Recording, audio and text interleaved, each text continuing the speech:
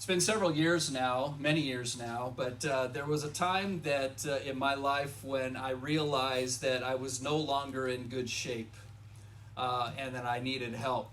When I was younger, your age, I was an athlete, played several different sports, but I had now gone beyond my youth and realized that my body was getting soft. And so I decided that I was going to join a gym. First time in my life that I was going to join a gym. And so I did that, signed up, paid the fee, showed up the very first day, and I thought to myself, I should get on one of the treadmills because, I need to get my heart pumping. I haven't done this in a long time. So I got on the treadmill and I tried to figure out, okay, how do I program this thing to allow me to run 2 miles? I figured 2 miles is a good start. I'll just run 2 miles here on this treadmill and then I'll go, lift some weights or whatever. And so, I programmed it in and started running, and I thought, okay, this is good. It's the first time I'm doing this in a really, really long time, and this is good for me, and I knew that, and I figured 2 miles was totally doable. About a quarter mile into it, I was beginning to really breathe hard. And the kind of breathing when you're realizing that you're sucking in oxygen in parts of your lungs that have not received oxygen in a long time. You ever get that burning in your lungs when you're overexerting yourself? That's what was happening. Quarter of a mile in, and I'm feeling the lung burn. And at that moment, the first thought came to me is that I should just stop right now. But to be honest with you, I was just too embarrassed to stop because there were other people around me that saw me get on that treadmill 2 minutes ago. And I figured if I get off now, that just doesn't look good. And so I thought, I got to keep going. I can still do this. Half a mile, not only are my lungs burning, but now my teeth hurt. Have you ever, worked out so hard that now your gums are like getting sore? That was happening inside my mouth. I'm going, what is going on with me? I waited way too long to actually get here to the gym, but I thought I'm still too embarrassed to get off the thing, and so I continued to run. I made it to a mile, and I thought I was going to die. But still, I kept running. But by the time I got to a mile and a quarter, I said, I don't care if I'm embarrassed. I'm getting off this machine, and I quit. I felt humiliated. I felt like I can't even, me, who used to be an athlete, can't even run 2 miles on a treadmill. I got to the point where I just absolutely wanted to quit. Have you ever wanted to quit something before? I imagine every one of us at some point in our life, we have had something that we just wanted to give up. Maybe it was a class that you just could not figure out what the teacher was talking about. You just wanted to quit that class. I'll take it some other time, but I just can't handle this class right now. Maybe it was a sport that you were playing and you just felt like everybody else was better than you, and so you wanted to quit. But something in your life where you just felt like you wanted to quit. Now let me ask you this. Have you ever felt that way about your walk with the Lord? Have you ever felt at some point in your relationship with God that it was just too hard, or it was no longer any fun, or that you just didn't feel like you wanted to go on anymore and you just wanted to drop out of the Christian life? The book of Hebrews was written to a group of Christians who many of which were at the brink of wanting just to quit following after Jesus. Why? Because it had gotten very difficult for them. You see, a lot of persecution was going on during that time against Christians. And at the time that many of them had probably given their life to the Lord, it was the excitement of knowing that their sins were going to be forgiven, that their names were going to be written in heaven, that one day they would go to be with the Lord forever, that they were going to be followers of Jesus alongside others that were following after Jesus, and it was very appealing to them. But at this time that the book of Hebrews was written, it had lost the appeal to many of them because it had gotten hard. Because there were people that were persecuting those that were followers of Jesus. And no doubt many of them were now wrestling with the fact that God had called them to a life where they had to deny themselves and they had to overcome temptation on top of the persecutions that they were facing. It just got really, really hard. And so many of them were on the brink of just simply wanting to give up the race, go back to their old life, and no longer be followers of Jesus. And it's why the writer of Hebrews wrote the words that we're going to be looking at here in just a second. Because he's writing to those who wanted to quit. And he's going to encourage them not to give up. Now, why am I sharing this message with you? Because we're living in very troubled times, if you haven't figured that out. There's a lot going on in our world. A lot of things that have happened that we're not used to. And in some ways, we're finding that following after Jesus is getting more difficult than it used to be. Because we are meeting resistance in ways that we maybe didn't meet resistance in the past. And maybe it's gotten difficult for you.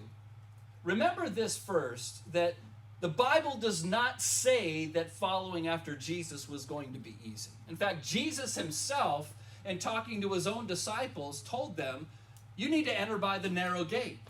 Why? Because wide is the gate and broad is the way that leads to destruction, and there are many who go that way. But narrow is the gate, and get this, difficult is the way that leads to life, and there are few that find it. Jesus himself said it was going to be hard. It was going to be hard. But we are not to give up in that race. Now, look at what it says here in, my Bible's in Luke.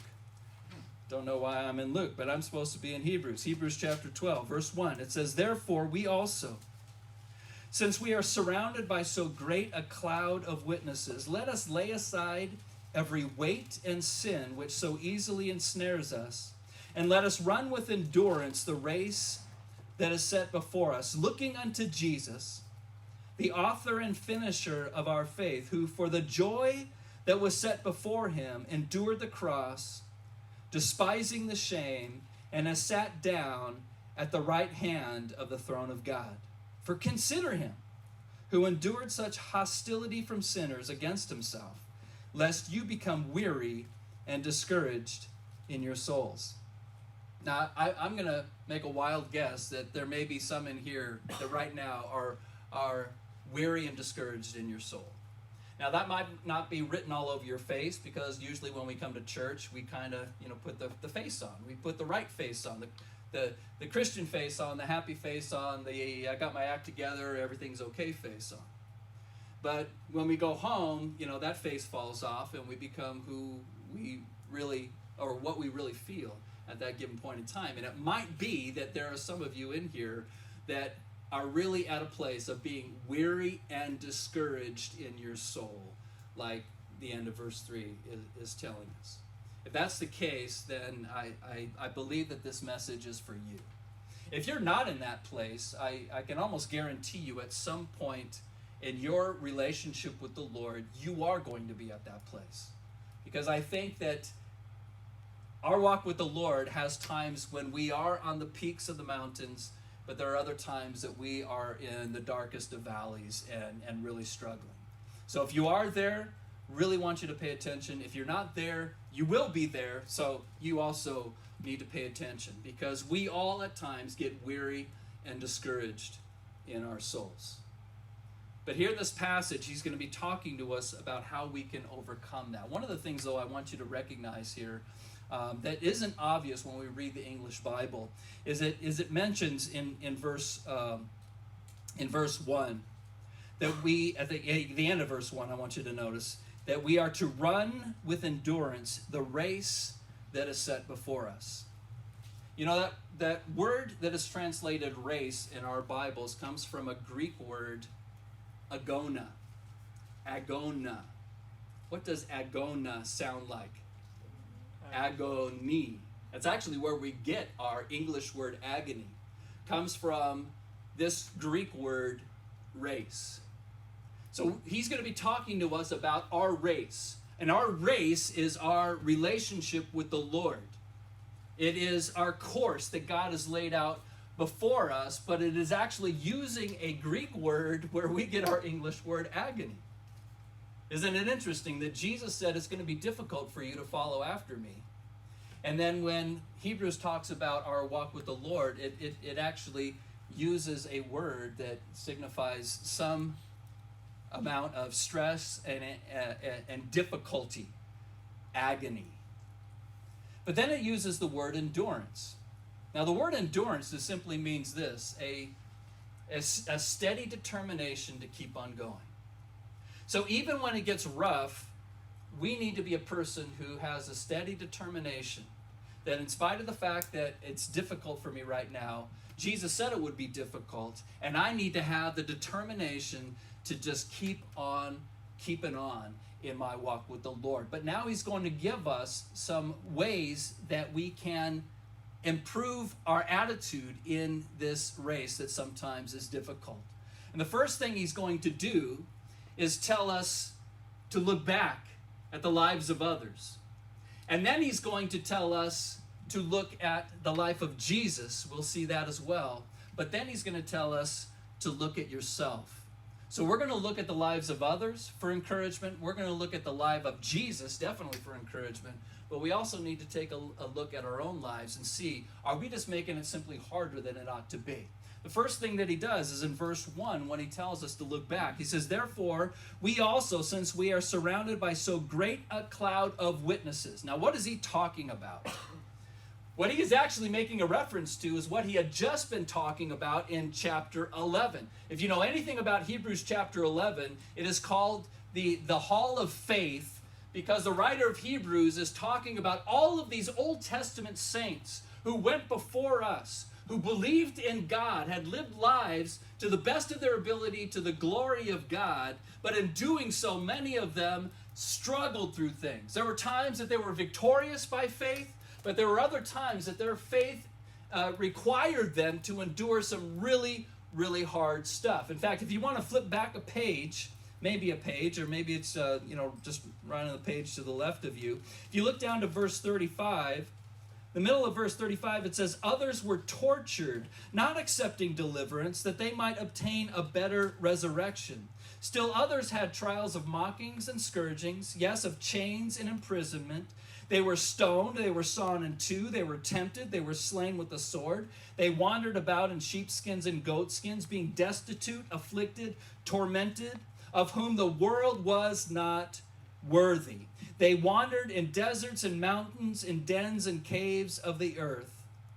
All these, having obtained a good testimony through faith, did not receive the promise, God having promised them something better for us, that they should not be made perfect apart from us. Now, what is that talking about? He's making reference to some of these Old Testament saints who loved the Lord, followed the Lord, but struggled.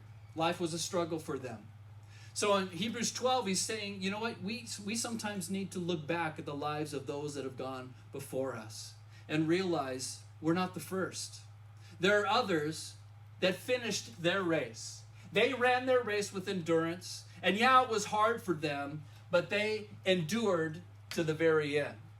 Now, I would imagine that every one of us in here, we've gone through some pretty difficult things in our life. And I sometimes reflect upon the most difficult time in my life, which was about 20 years ago. I'll spare you all the details, but it was one of the most difficult things I had ever faced in my entire life.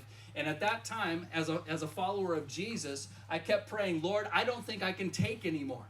I think I've reached the limit. I can't take any more than you have loaded on my plate right now. I'm hurting bad. So please, don't pile on anymore. And it's like the next week, more would be piled on. Lord, did you not hear my prayer from last week? Do you remember what I said, that I didn't think that I could handle this anymore? I can't take anymore. Evidently, the Lord thought I could take some more, because he would add more, and then more would be added. Was God mad at me? Was God trying to torture me? No, I don't think that that's the case. But the Lord, as I look back on it now, provided for me the strength that I needed to endure. And one of the ways that I found strength is in my weakness, I began looking back at some of the Old Testament saints, and I'd consider what Job went through. I would consider what Joseph went through. Joseph, betrayed by his own family. Joseph lied about even after he stood for righteousness, which landed him in prison. Joseph, who helped out others and then was forgotten by those that he actually helped out. And each time it was like more stuff was piled on top of him, and his life got harder and harder. And I thought to myself, Lord, what I'm going through seems to me like it's more than I could ever handle. But I know that Joseph handled more than even what I'm handling right now. And if he could hang on, then I can hang on. Sometimes just looking at the life of somebody else who has lived the life for the Lord, that has maybe struggled as much or more than we have, can give us some motivation. But not only does he encourage us to look behind, he then encourages us to look within. Because he tells us this at the end of middle of verse 12. Let us lay aside every weight and sin which so easily ensnares us. Here's the thing about our walk with the Lord. Sometimes you and I can actually make it harder on ourselves than it actually has to be. I mean, how many of you just cannot stand running? I mean, just the thought of running laps just makes you want to throw up just thinking about it. Anybody? Some of you? Only a few. Wow. The rest of you actually like to run. Well, I figured there'd be more of you that didn't.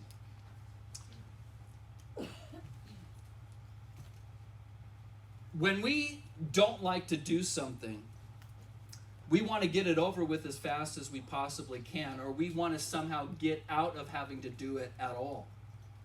But when you have to do something that you really don't want to do, there's no sense in making it actually harder on yourself to accomplish that task. And sometimes that's exactly what we do, is we actually make things harder on ourselves, like running. If you have a difficult time running, you don't want to run carrying a bag with a couple bowling balls in those bags. You don't want to put a backpack on your back that is going to be full of rocks. That makes no sense whatsoever. Why? Because you're already doing something you don't want to do. Now you're making it harder on yourself. And that's basically what is being described here.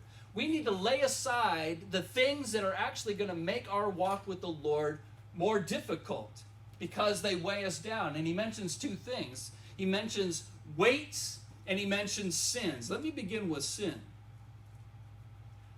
We know what sin is. Sin is anything that God forbids. So if in the Bible, God calls something a sin, or he says, thou shalt not, then he's saying that that should not be something that is a part of your life. We should not engage in whatever that happens to be. Now, that's a no-brainer. We know exactly what sin is. According to the scriptures, if something God forbids, that is a sin. But the truth of the matter is that many of us allow sin in our life, especially if it's something that is really not detected by anybody else. I mean, we don't really want to do anything that other people notice. We don't want to be committing sins that are very obvious that other people can point out and say, hey, what are you doing? Why are you doing that? But if we can keep it under the radar, if we can keep it on the down low where nobody really knows about it, where it's either behind closed doors or it's going on within our heart, in our mind, where nobody else knows, I call those our pet sins. They are the sins that we know are wrong, but we enjoy them, and so we allow them to live in our life as long as they are flying under the radar, as long as nobody else really knows, because we don't want that embarrassment. We don't want that shame. We don't want anybody pointing it out. So if I can keep it down low enough where nobody notices, I will allow it to stay. The problem with that is this, is that is going to weigh you down in your walk with the Lord. In what way? In guilt, in conviction, in the heavy hand of God being upon you. That's exactly what happened to David when he fell with Bathsheba. If you remember that story, here is this king, the man after God's own heart, began to lust after a woman who was not his wife. It actually belonged to somebody else. She had a husband, but he finagled the situation so that he could be with her, and he thought it was all under the radar. He thought that nobody would find out about it. And after that little liaison, he sent her back home thinking, it's said and done. Nobody will ever find out about it. But the passage actually says that God saw and God was not happy. You know, Psalm 32 is actually a psalm. Psalm 51 and Psalm 32 are both psalms that David wrote about that sin that he had committed. But in Psalm 32 in particular, he actually mentions how he felt during the time that he had committed the sin and nobody knew about it. He said that it felt like his bones were drying up inside of his body. He felt like the heavy hand of God was upon him. Nobody else knew. It was a secret from everybody else, but it wasn't a secret from God. So David knew about it and God knew about it, and that was enough for the heavy hand of God to be upon his life. How easy was it in those days for David to run his race with endurance? Not so easy. Why? Because it was heavy. And the truth is that many of us that might be trying to do the same thing. Allow a pet sin in our life, but keep that sin under the radar. The heavy hand of God will be upon you. And it's making it harder for you to live the Christian life. And I'm telling you, it is sapping the joy out of your walk with the Lord, where you cannot enjoy the presence of God knowing full well that there's this full-blown sin that nobody else knows about, but you do and God knows. That's why it has to be laid aside. Lay aside every sin that so easily ensnares us. But then what is the weights? He also mentions weights. He doesn't really describe what the weights are, but I think that we can figure it out. A weight is something that maybe is not sinful in and of itself, but it is weighing you down in your relationship with the Lord. It's something that maybe you do or you're involved in, but to such a degree that though it is not sin, it is actually hindering your walk with the Lord. Now, I am a backpacker. I don't know if any of you have gone backpacking before, but to me it's one of the greatest things that any human being can ever do, because you get to carry everything that you need for life on your back in a backpack and go out into the wilderness to see things that nobody else can see. Why? Because there's no roads to drive to these locations.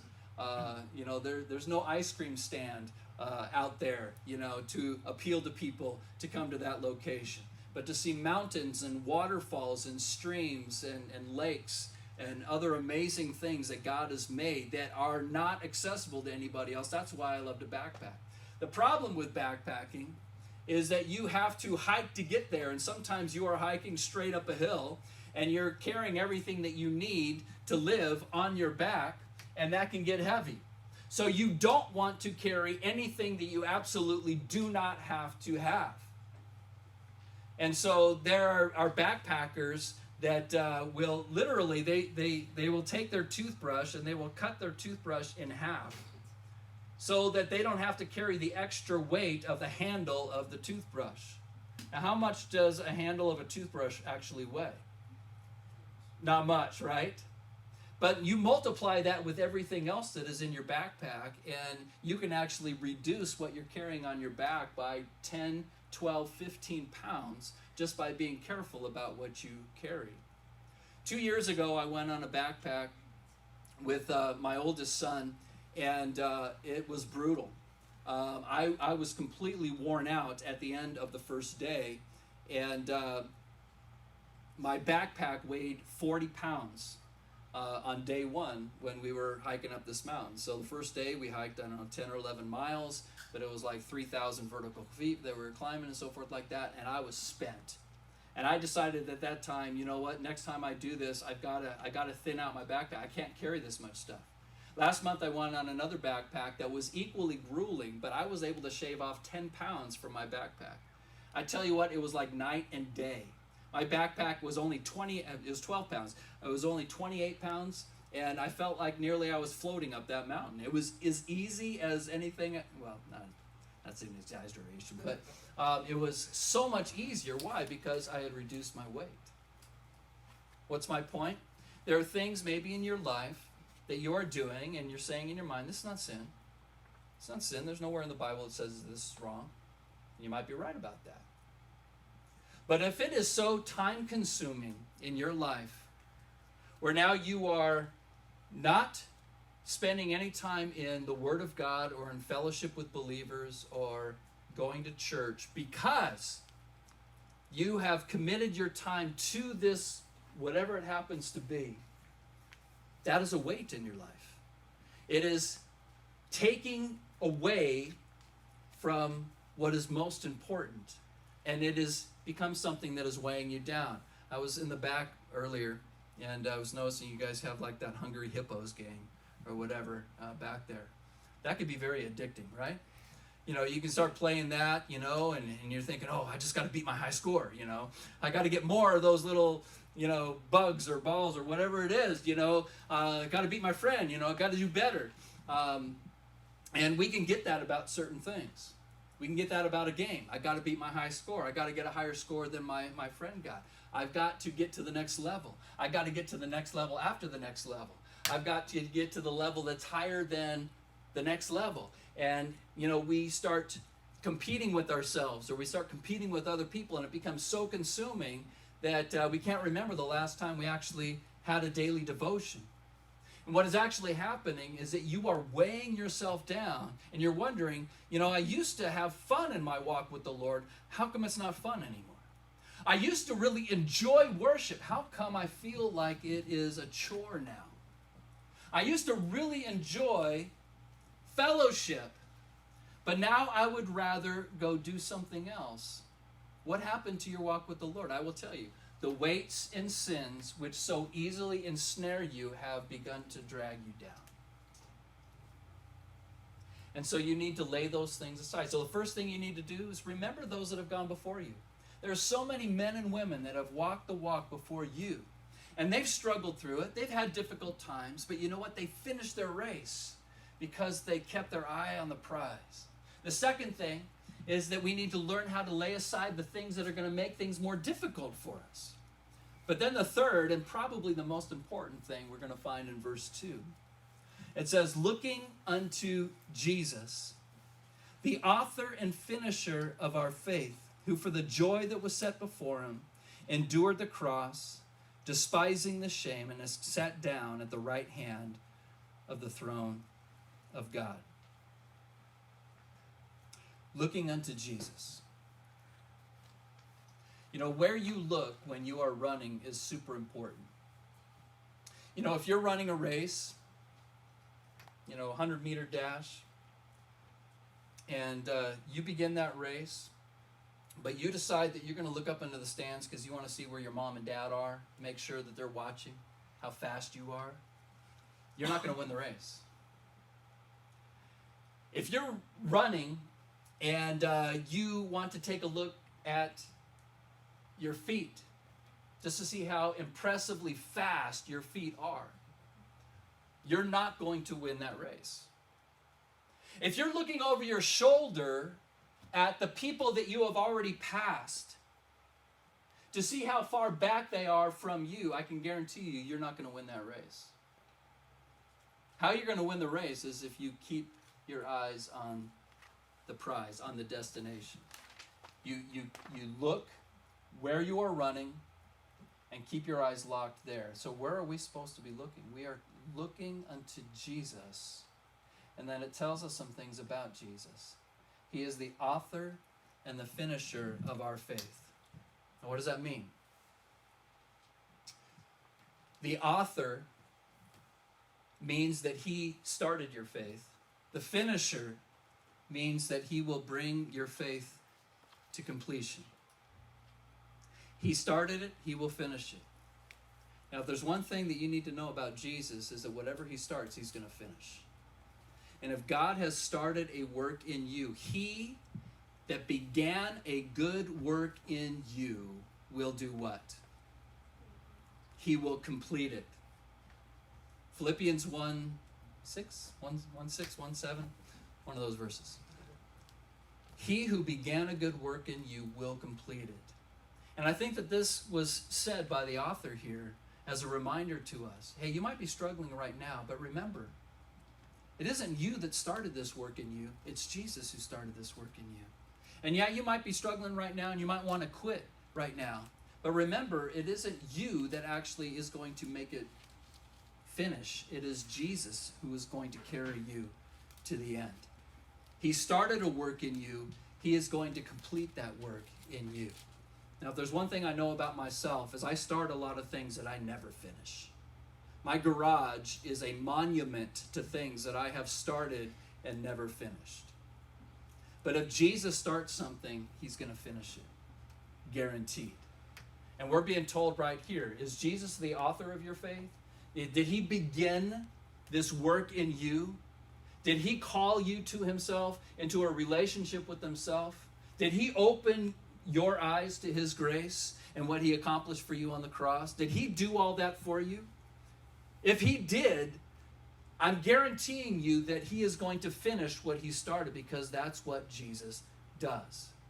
So we need to look to our Savior who started the work in us. He will bring to completion that work in us. But there's something else that is also said here.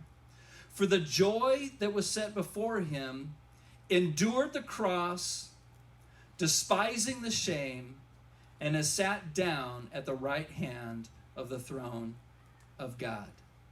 For consider him who endured such hostility from sinners against himself. What is this telling us? When we look to Jesus, not only are we to see that he started a work in us and he's going to finish a work in us, but that Jesus himself actually had his own race to run when he was here on earth. The Father sent Jesus to the earth to accomplish a task. And that task was to go to the cross, to give his life as a ransom for many, and then to rise again from the dead. That's what Jesus was sent to do. That was the course that Jesus was called to run. And we might think that, well, he's the Son of God. So whatever, God the Father sent him to do, he's not going to have any problem finishing that God the Father gave him to do, because he himself was the Son of God. He could not fail. The reality is that it was very difficult for him. In fact, I want you to turn back to Luke chapter 22, and I want you to see something. Luke chapter 22.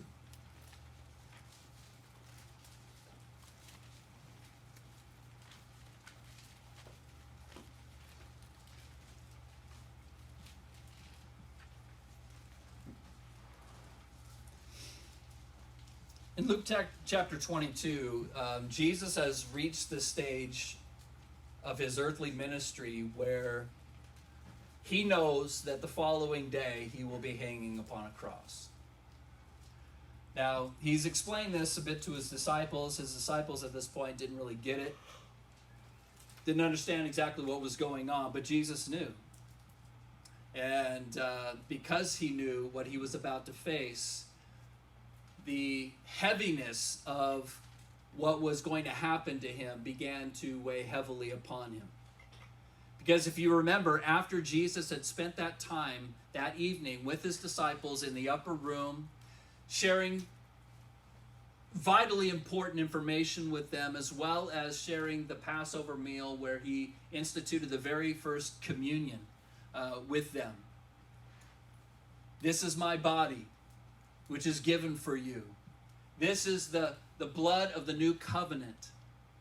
Take and drink. And they all participated in communion that night. Right after that, they went to the Garden of Gethsemane, which was outside of the city of Jerusalem, across the Kidron Valley. They went to the Garden of Gethsemane.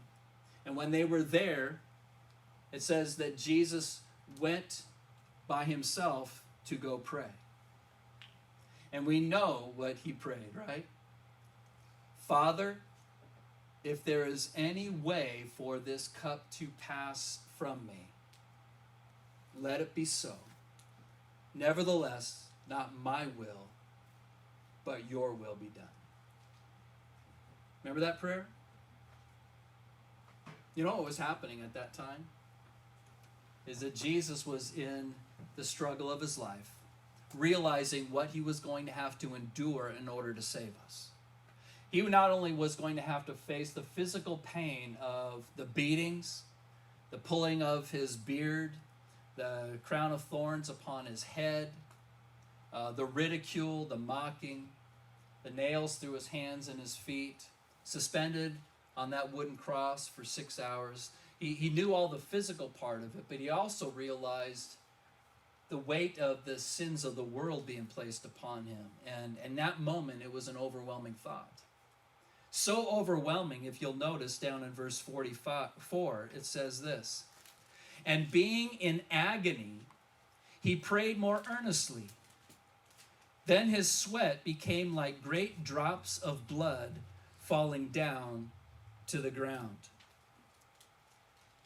In that one verse, it's telling us really how difficult this was for Jesus. First of all, it says, "and being in agony." Where did we see that word before? Hebrews chapter 12, where it says that we are to run our race with endurance. That word race actually comes from the Greek word agony. But here, the very same Greek word is being used, but it's in reference to Jesus. And being in agony, essentially it's saying, and Jesus being in his own race. Jesus right now is running his own race. He began to sweat, as it were, drops of blood. Now, there is a medical condition that we know of today that's called hematidrosis. Hematidrosis is a medical condition where a person, a human being, is under so much stress and anxiety that the capillaries that are close to the surface of their skin actually begin to rupture. They begin to burst because the body is so stressed. And literally, blood can begin to come out the pores on a person's skin, on their head or on their arms, where it actually looks like they have begun to sweat blood. Now, is that what happened to Jesus? It sounds like it. It sounds like in this moment, Jesus is so stressed about what is about to happen to him that he is praying to his Father, "Father, if there's any other way, if there's any other way to save human beings, if there's any other way for us to forgive them and to bring them into heaven, let's do it that way instead of this way. Nevertheless, Father, your will, if this is the only way it can happen, your will be done. I will go through with it." So Jesus, being in his race, prayed that prayer under so much stress that he is now sweating blood. But notice what it says in verse 45. "When he arose up from prayer and had come to the disciples, he found them sleeping from sorrow. And he said to them, 'Why do you sleep? Arise, pray, lest you enter into temptation.' And then Judas showed up, gave Jesus a kiss. The soldiers arrested Jesus, took him off for his trial, his beatings, his ridicule, and his execution. Jesus finished his race. And that's what Hebrews is telling us. Are you weary and discouraged in your soul? Are you going through a really difficult time? Are you wondering, do I really want to just keep following Jesus, or do I just want to cash in my chips? Do I just want to give this up? First, remember, there are so many men and women who have run the race before you. And it was hard for them too, but they endured, they pushed through, they finished their course. But also remember Jesus. Jesus came to this earth to run his race for you and for me. To run the race that the Father had sent him to run. And it was so hard for him that he sweat blood. But he finished his race for the joy that was set before him. What was that joy? We know in part it was the joy of actually doing what God the Father sent him to do. But I think at least in part, that joy that he experienced was the joy of knowing that he was saving you and me. And anyone that would give their life to Christ, it filled him with joy. That's why we, when we are weary and discouraged, need to look to Jesus. It's a reminder to us. And I remember the story. Back in World War I, in France, there was an English soldier that was there in France fighting along with his troops. But they had been fighting for a long time, and all he wanted to do was go home. And he got to the point where he just couldn't take it anymore, and he decided that he was going to go AWOL. He was going to leave his platoon. And he didn't know how he was going to do it, but he just was determined that I've got to get back home. I've got to get back to England. So in the middle of the night, under the cover of darkness, he deserted his troops and began to try to make his way to the coast, because he figured, if I can find the coast, then I can find a boat. And if I can find a boat, I can find a boat that's going to go back to England. And if I can get on that boat, I can get home. So it's pitch black, middle of the night, no street lights. He's walking down a street, but he's lost. He doesn't know even at this point what direction the coast is. When he comes to this post that is right next to the road, and he thought, if I can just climb up this post, hopefully I can read what it says and it will tell me what direction to go. So he began climbing up the post, and when he got to the top, he had a match, and he lit that match and he held it up to see if he could read the sign. And what he found instead, that he was looking into the face of Jesus. It actually was not a road sign. It was a roadside crucifix that somebody had put up, a cross with Jesus hanging upon that cross. And there he was looking at the face of Jesus, and it reminded him of all that Jesus had gone through for him. And he climbed down that cross, and instead of trying to find the coast, he decided that that night he would go back to his troops. Because he figured, if Jesus could do all of that for me, there's no way in the world that I can quit now. And he went back to finish what he had been called to do. Now, there are some of you in here that maybe right now, you're just in a place where you're struggling. Maybe you're struggling with sin. And because you're struggling with sin, you have no joy in your walk with the Lord. And you're thinking about quitting, just quitting Christianity. Thinking to yourself, maybe I'm just not cut out for this. Let me ask you this. Did Jesus start a work in you? Did Jesus open your eyes and call you into a relationship with himself? If he did that, understand this, he's going to finish what he started. You need to continue to run your race with endurance. But are you weighing yourself down in some way? Have you just made your walk with the Lord harder by trying to allow certain things in your life that nobody knows about, but you know about it and God knows about it? It's just made it hard for you so that you aren't joyful in your Christianity, and you're not joyful in the world either, because I believe that the most miserable people in the world are the Christians that have one foot of their life in the Lord and the other foot of their life in the world. Because the problem with trying to live that way is this: every time that you are in the church trying to worship, you're miserable because of the guilt of knowing the things you've been doing. But when you're out in the world and you're hanging out with worldly people, you're also miserable, because while you're doing those things, you know that as a follower of Christ, it's wrong. And so you're miserable when you're in the world, you're miserable when you're in the church. You're the most miserable person. The choice is easy. Lay aside every weight and sin. Turn away from the things that are actually making your walk with the Lord harder than it has to be. And get your eyes back on Jesus. If that's not what you're going through right now, a reminder, you will. At some point, there will be a time in your life, in your walk, when it's just a struggle. Remember this passage. And remember the cloud of witnesses that went before you. and get your eyes back on Jesus, the author and finisher of your faith. Let's pray. Father in heaven, I do pray